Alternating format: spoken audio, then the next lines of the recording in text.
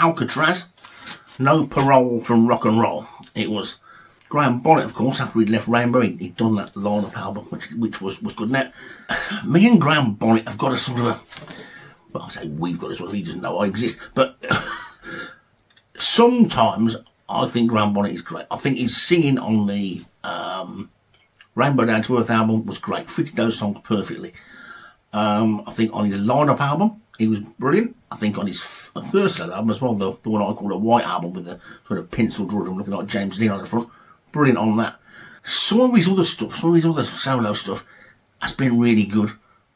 And some of it, just sometimes it just grates and gets a bit shouty. And I don't know whether anybody else thinks that as well, but just sometimes. Now, I came into it not really giving it that much of a chance because I was thinking, I don't think it's going to be any good. He's just going to be a Ritchie Blackmore copycat.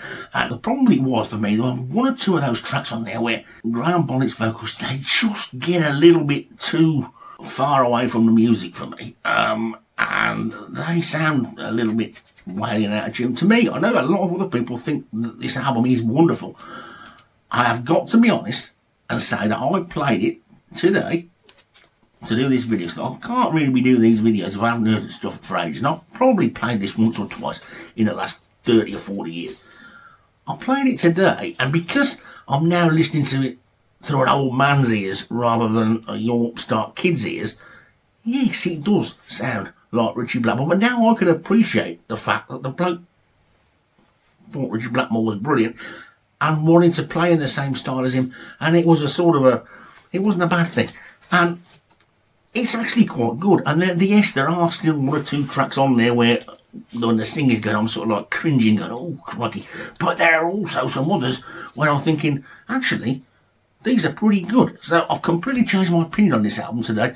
But something must have told me, don't get rid of it. It's a connection to Deep Purple. It's a good album. There's a couple of tracks on it, like I say, that are pretty naff. Jet to Jet is one of those ones that is, I think, one of the ones where the vocals get a bit dodgy, but instrumentally, it's probably quite good, apart from the fact that there's a lot of pinching from Ritchie Blackmore in that track, if you like. But it's a good track. Alcatraz, an album which I thought was pretty, not brilliant, probably for 40 odd years. I bought it the day it came out as well, because obviously it was at those times it was like sort of everything that was connected, you bought it. I even got some 12-inch singles, I think, knocking about, and I completely changed my opinion of it today. So yeah, if you see it around, get it. It's good. Alcatraz, No Parole from Rock and Roll.